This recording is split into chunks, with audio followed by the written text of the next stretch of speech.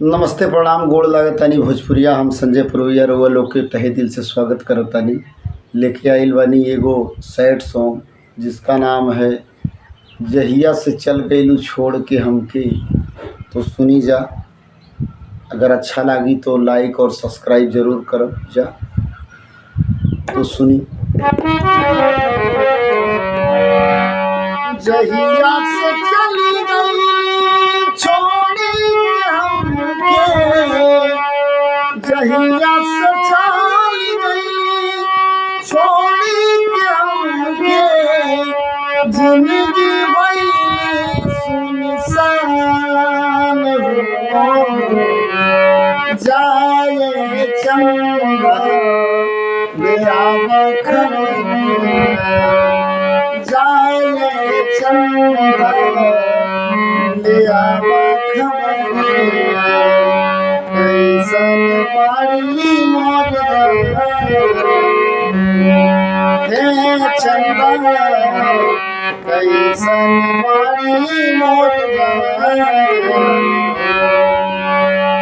जहिया से चली गई छोड़ी के हमके, जहिया से चली गई छोड़ी के जिंदगी भई सुनसान हो जाए चंदा मेरा खबरिया, कैसन बड़ी मोर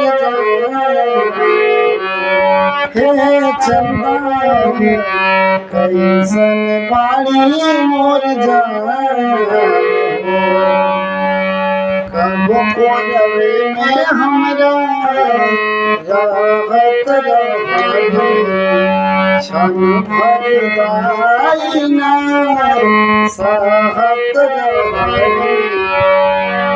अब तो हमार बिना देखल सुरतिया, अब तो हमार बिना देखल सुरतिया, कोई जाता कैसे बिहान हो जाए चंदा मेरा खबरिया, जाए चंदा मेरा खबरिया, कैसन बाड़ी मोर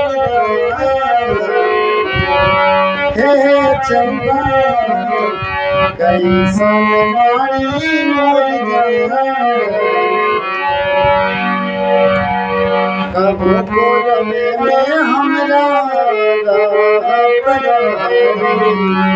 क्षण भर गाइना सहत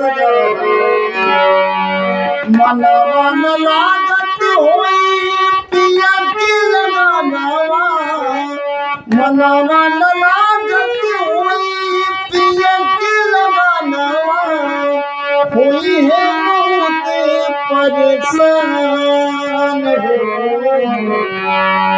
जाए चंदा मेरा खबरिया, कैसन बाड़ी मोर हे चंदा, कैसन बाड़ी मोर